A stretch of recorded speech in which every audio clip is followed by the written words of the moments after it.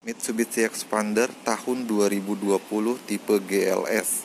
Waktu pertama kali lihat konsep mobil ini kayak nggak percaya ya, apa bisa mobil konsep seperti ini diproduksi di mobil harian gitu. Karena kan tampangnya tuh aneh banget. Pas lihat tahun 2017 launching, wow, keluar keren banget. Bisa 99% mirip konsepnya, ganteng banget. Nah, waktu awal keluar, tipe GLS ini harganya 208 juta. Sekarang tahun 2020 harganya naik terus sampai dengan sekarang 234 juta rupiah. Jadi, Expander tipe terendah dapat seharga Avanza Veloz. Di Avanza tipe tertinggi ini. Nah, kita lihat untuk tipe GLS ini sudah ada fog lamp-nya. Ada list chrome-nya di samping, tapi yang di grill ini belum ada list chrome-nya. Lampunya masih halogen biasa, yang tipe di atasnya itu sudah LED tahun 2020 ini ya. Tapi ini tetap dapat lampu LED senja. Kemudian kita lihat mesinnya. Kita lihat mesinnya 1500 cc, Mivec 104 horsepower, torsinya 136 Nm. Ini berpenggerak roda depan. Ini tipe GLS sudah ada ABS, tapi belum ada cover engine-nya ya. Ini untuk akinya. Oke, ini mesinnya kita tutup. Kita lihat dari samping. Untuk peleknya ini yang paling terlihat berbeda di antara tipe-tipe lainnya. Tipe GLS ini masih menggunakan pelek satu warna dengan warna silver gini dan lebih kecil. Ring 15 dengan profil ban 18565 ring 15, bannya Enacef ya, dan lob. Oke, kita lanjut ke bagian belakang. Ini bagian belakangnya tipe GLS, ada tulisan GLS dan Expander, dan di bawahnya sudah ada sensor parkir. Kita lihat ke bawah. Ini ban serepnya di bawah. Kita buka bagasinya. Nah, bagasinya itu di antara kelasnya paling luas ya. Ini bangku baris ketiganya lagi dilipat. Kalau lagi dibuka juga masih cukup luas. Kita masuk ke dalam. Ini handle pintunya warna hitam sewarna bodi. Oke, kita bahas sekilas saja. Ini pintunya ada list karbon warna hitam, ada jahitan palsu. Ini interiornya warna krem ya. Joknya masih jok kain bludru. Kita lihat ke dalam. Nah, untuk tipe GLS, kuncinya seperti ini, sudah immobilizer dan menyatu antara remote dan kuncinya. Dan di bawah sini sudah ada illumination-nya. Kita nyalakan mesinnya. Harus injek kopling dulu untuk menyalakan mesin. Nah, mesinnya udah nyala. Ini yang pertama kali gue rasakan adalah mesinnya sangat halus ya. Kita nyalakan dulu AC-nya. Puter-puteran AC-nya masih model puter-puteran biasa, belum digital. Di semua tipe ya, belum ada yang digital, sorry. Nah, ini untuk AC-nya, pengaturannya sangat lengkap, bisa ke kaki. Ini ke kaki dan ke atas. Oke, ini kemudian untuk pengaturan suhunya, dan sudah bisa dapat tembusan dari luar atau dari dalam. Kemudian audionya masih belum layar sentuh yang tipe GLS ini. Kemudian di sini untuk spionnya sudah electric mirror tapi belum electric retract ya. Oke, dan ini yang versi manualnya 5 percepatan, dan yang uniknya untuk yang mundurnya itu harus angkat pin bawahnya dulu, tarik ke sisi paling kiri, baru dorong ke depan. Nah, ini untuk mundurnya ya, jadi kalau nggak biasa agak kagok nih bawa mobil ini. Oke, ini setirnya masih polos, belum ada steering switch control, tapi pengaturannya sudah lengkap, sudah bisa tilt dan teleskopik, bisa dinaikkan, turunkan, dan maju mundur. Oke, kemudian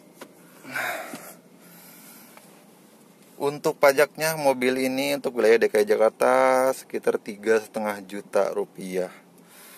Oke, ini speedometernya, sebelah kiri ada RPM dan odometer sebelah kanan. Kemudian ada MID kecil di bawah, di tengah, sorry. Kilometernya baru 644. Kemudian di sisi ini untuk pengaturan lampu utama, dan lampu sennya sudah model sekali sentuh 3 kali nyala ya. Oke, ini ada fog lamp juga di sini. Pengaturan fog lamp, kemudian sebelah kiri udah ada wipernya, bisa diatur interval kecepatannya. Oke, seperti itu. Kita lihat bagasinya cukup besar, belum soft opening. Ini adalah laci penyimpanan terbuka. Kita langsung aja tes jalan mobil Xpander tipe GLS ini. Apakah ada perbedaan rasa berkendaranya dengan yang tipe Sport dan Ultimate dan di atasnya, karena tipe Xpander ini menggunakan pelek dan ban yang lebih kecil. Kita tes jalan Mitsubishi Xpander tipe GLS ini di jalanan pohon blok dan bergelombang. Suspensinya itu terasa empuk, dan empuknya empuk yang nyaman ya, empuk yang nggak ngayun, empuknya kayak mobil-mobil Eropa lah suspensinya ini. Oke, kita keluar dulu.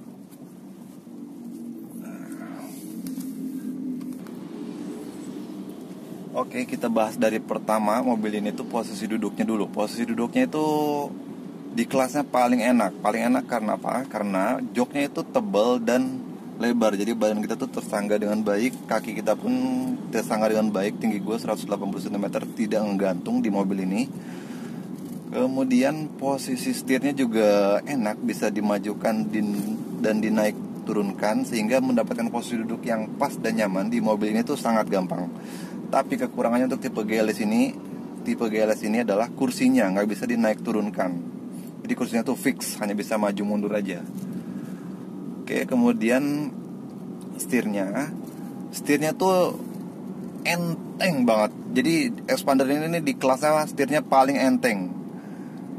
Jadi mau bawa mobil ini tuh effortless banget gitu, nggak perlu tenaga banyak untuk bawa mobil ini. Tapi untuk respon setirnya biasa aja ya, nggak terlalu respon. Tapi ini cukup lah, di kelasnya nggak ada yang memang yang lebih baik daripada ini untuk respon setirnya.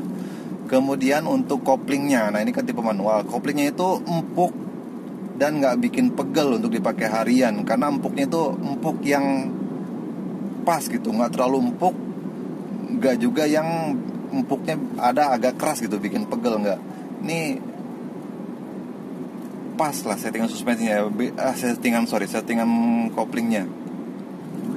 Kemudian untuk mesinnya, nah ini nih, mesinnya tuh halus banget, jadi nggak ada raungan dan getaran nih. RPM 2500, kecepatan 90 km per jam. Suara mesin belum kedengeran, karena kabinnya juga cukup kedap di mobil ini. Dan mobil ini tuh feelingnya, rasanya tuh nggak kayak LMPV gitu, karena ini mobilnya lebar dan kabinnya tuh sangat luas. Jadi nggak berasa bawa LMPV. Jadi pertama kali masuk ke kabin mobil ini tuh kayak ini mah bukan lawannya, bukan kelasnya Avanza, Xenia atau Mobilio, karena ini lebar gitu, gede banget. Ini mah lawannya Innova, udah masuk premium LPV. Lihat aja ya, tipe terendah harganya 234 juta. Itu kalau beli Avanza udah dapat Avanza Veloz tipe tertinggi kan.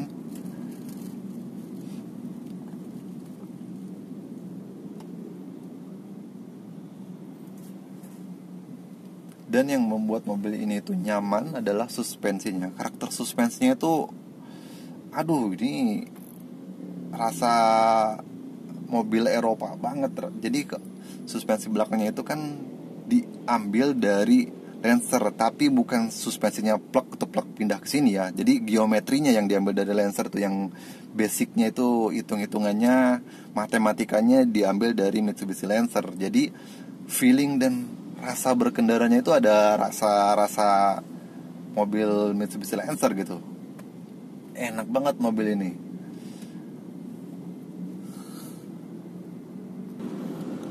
Kemudian untuk tenaga mesinnya ya 1500 cc, 104 horsepower. Mau sekencang apa sih mobil LMPV kan. tenaga mesinnya ya cukup lah buat dipakai harian. Tapi memang akan terasa kurang ketika diajak muatan penuh dan jalanan nanjak seperti tol Cipularang. Pasti akan terasa kurang mobil-mobil 1500 cc rata-rata ya. Tapi kalau buat dipakai harian ini sangat cukup, lebih dari cukup, dan sangat efisien. Irit banget bahan bakar mobil ini ya. Nah, kita coba ini belok dengan kecepatan lumayan tinggi. Wah, ini terasa lebih limbung sih dibandingkan Expander yang tipe Sport atau Ultimate ya. Karena mereka kan udah pakai pelek yang lebih tipis dan lebih besar. Nah, ini terasa lebih limbung karena profil bannya lebih tebal. Kita lihat beloknya. Oh, masih enak ini, nggak terlalu yang ngebuang.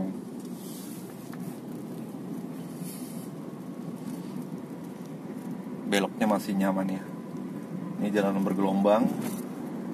Enak banget. LMPV ternyaman, belum ada lawannya sampai saat ini. Jadi ketika pertama kali keluar tuh Expander, penjualannya kan langsung meledak ya. Karena Mitsubishi tuh kayak jual rugi gitu. Dari harganya 208 juta, ini sekarang 234 juta. Naik berapa tuh? Udah banyak banget naiknya. Jadi awal-awal tuh kayak jual rugi, orang pada beli. Avanza yang dari tahun 2024 penjualannya nomor 1 terus, akhirnya terkalahkan oleh Mitsubishi Expander ini. Tapi sekarang karena harganya naik terus, jadi penjualannya kalah lagi sama Avanza.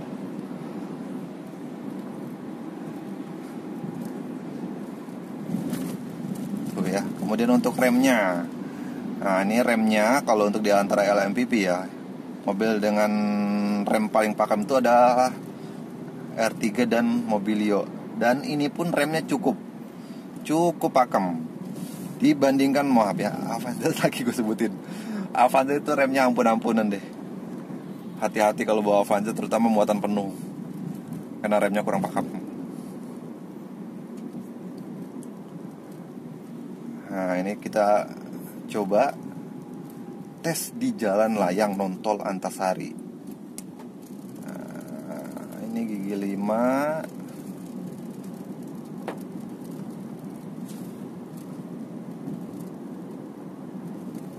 Kurang, kita masukkan ke 4.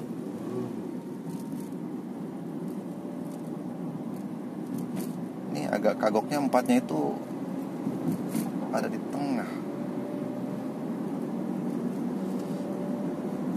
Kita gas. PM 3000, kecepatan 80, masukkan ke gigi 5.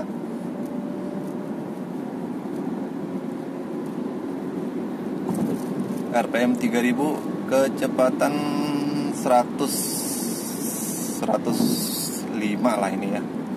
RPM 3000. Mobilnya anteng di jalanan yang agak bergelombang ini, nggak terlalu limbung. Respon setirnya biasa aja ya. Tapi kalau di manuver di jalanan agak kencang begini ngeri juga, karena berasa banget limbungnya. Oke, kita coba kejar mobil di depannya. Ayo lari, aduh. 120 km per jam. Udah mulai masuk suara-suara ke dalam kabin. 140 km per jam. RPM 4000 up. Jangan digas lagi, ngeri. Depan di belokan nih, kita coba ya belokan agak kencang. Wow, lumayan stabil masih ya. Emang ya, setup suspensi Lancer di sini tuh sangat berpengaruh besar, membuat mobil ini lebih nyaman di antara LMPV lainnya. Nih ya, belokan, kita coba hajar. Aduh, agak ngeri ya.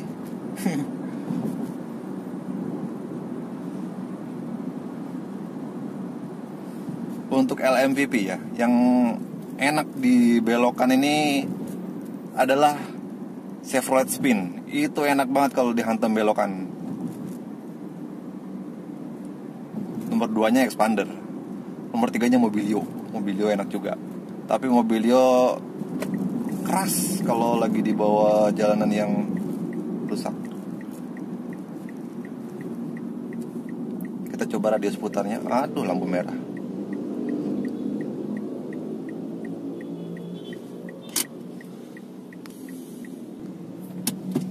Nah, kita coba radius putarnya.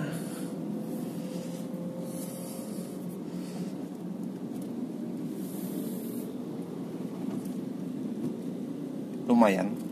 Tapi memang kalau untuk radius putar Avanza nggak ada lawannya ya. Nah, kita coba naik lagi. Jalanan agak menanjak. Mesinnya ya lumayan lah. Agak kurang sih ya.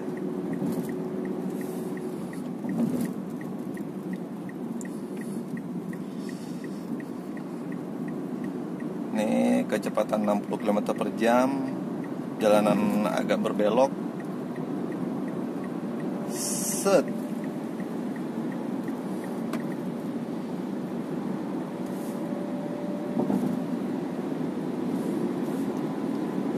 ...100 km per jam.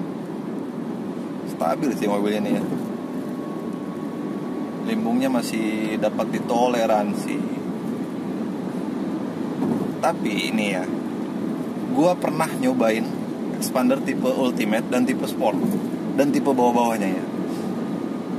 Nah, yang agak heran ini untuk tipe Ultimate, suspensinya tuh lebih enak.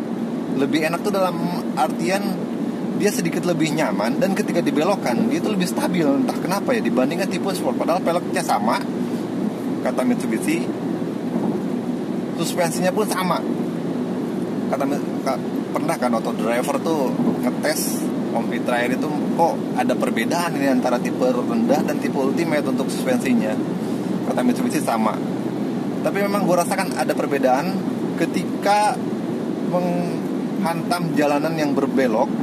Tipe Ultimate itu kenapa lebih stabil gitu. Entah kenapa ada sedikit perbedaan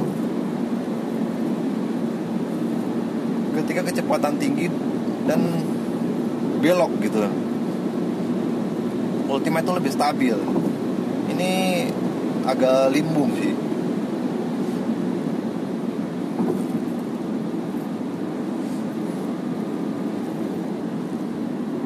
Wow.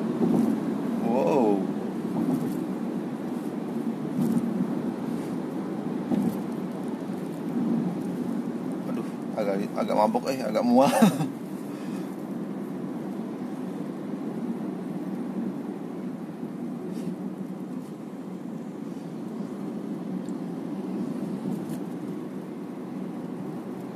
Nih ya, singkat cerita mengenai suspensi yang tipe Ultimate tadi kenapa berbeda, gue juga nggak tahu. Ada sedikit perbedaan di karakter suspensi, dan mesinnya pun yang tipe Ultimate tuh lebih enteng loh. Sedikit lebih enteng, even itu yang maticnya.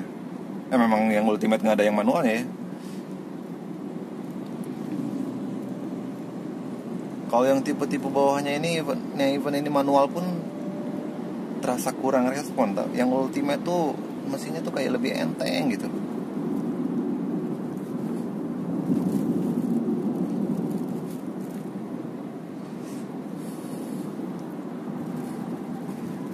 Tapi kalau untuk nyetir sendiri ya nih ya, dibandingkan gue harus nyetir Innova jarak jauh, gue lebih pilih ini sih. Tapi kalau Innova diesel, gue pilih diesel. Tapi kalau yang bensin, dengan inilah lebih enak di bawahnya.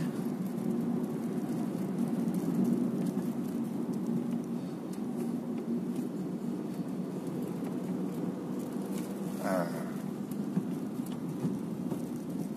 Aduh, ini agak ribet untuk pindah giginya ya kalau nggak biasa.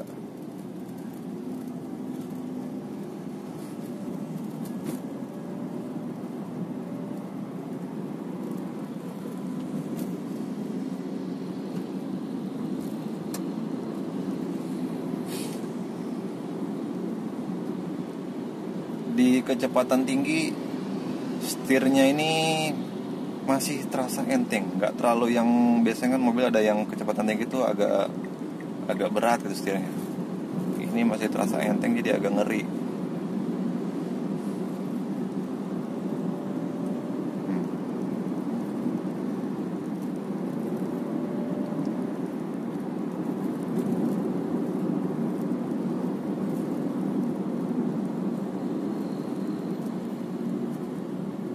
Oke, cukup sekian aja review mengenai Xpander ini. Terima kasih.